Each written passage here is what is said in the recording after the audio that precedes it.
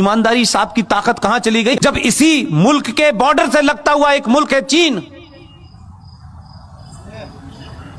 उसने कहा दाढ़ी आधी पजामा नीचे, अजान बंद, मस्जिद खत्म, रोजा आधा और मोहम्मद का नाम रखा तो ऊपर। कितने मक्कार मुसलमान हैं, ये जोकर नहीं जाता कभी। ये कहे हिंदुस्तान में खड़े होकर के कि ईरान के अंदर, चाइना के अंदर मुसलमानों के साथ बड़ी नाइंसाफी हो रही है, यहां से कहोगे यहीं से उठवा लेगा वो। एक लफ्ज नहीं बोले। आपको जवाब देना आना चाहिए। ये जो ताकतें हैं जिन्होंने इस देश में हिंदू मुस्लिम भाईचारे की आड़ में इस देश को मुसलमानों ने खोखला कर दिया। केरला बन गया, कोई मुसलमान नहीं बोला। एक अखलाक के साथ चंद गुंडों ने, चंद बदमाशों ने, चंद बेवकूफ लोगों ने र्यूमर के चलते या किसी गलत फहमी के चलते या थोड़ी देर के लिए मान लें किसी सही फहमी के चलते भी उसकी हत्या कर दी। इस देश की मेजॉरिटी ने कहा यह गलत है, उसको सजा हुई, वो जेल में है। बेईमान मुसलमानों, मक्कार, कितने बौने और कितने छोटे हो तुमने क्या किया?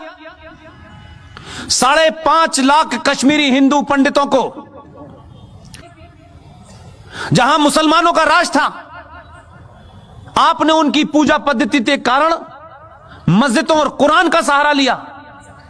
5.5 लाख कश्मीरी हिंदू पंडितों को अपनी ही धरती से मार के भगा दिया। हिंदुस्तान में एक भी मुसलमान, दाढ़ी वाला और बेदाढ़ी वाला, लिबरल, मॉडर्न, बॉलीवुड से लेकर के आसाम तक एक भी मक्कार मुसलमान नहीं निकला जिसने यह कहा हो कि भारत की धरती के ऊपर यह कैसे हो सकता है, कैसे इन कश्मीरी पंडितों को मारा गया, इनका कसूर क्या था, यह बताओ। एक नहीं खड़ा हुआ, चुपचाप हो गए, यह होने दिया। लेकिन बार बार बीच में निकल में आते हमारे साथ बड़ी ज्यादती हो रही है, अभी तो शुरू हुई है। इसलिए मैं बार बार कहता हूं, आप अपने फंडों को क्लियर रखें, किसी गफलत के शिकार ना हो।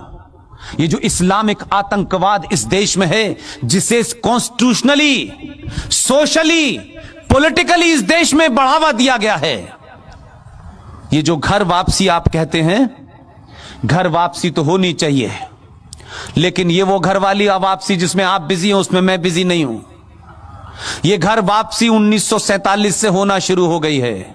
अभी 35 370 गया है, मंदिर वापस आया है। अभी काशी भी लेना है, मथुरा भी लेना है।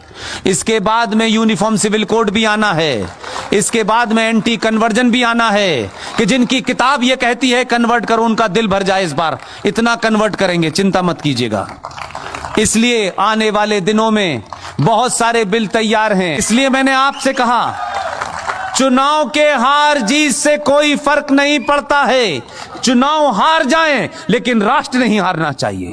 आप सब लोगों ने मेरी बातचीत सुनी और आखिर में सिर्फ इतना ही कहता हूं, सनातन के परिवार का हाथ पकड़ लीजिए, दुनिया में किसी के पैर छूने की हिम्मत जरूरत नहीं पड़ेगी। बहुत बहुत शुक्रिया, थैंक यू वेरी मच।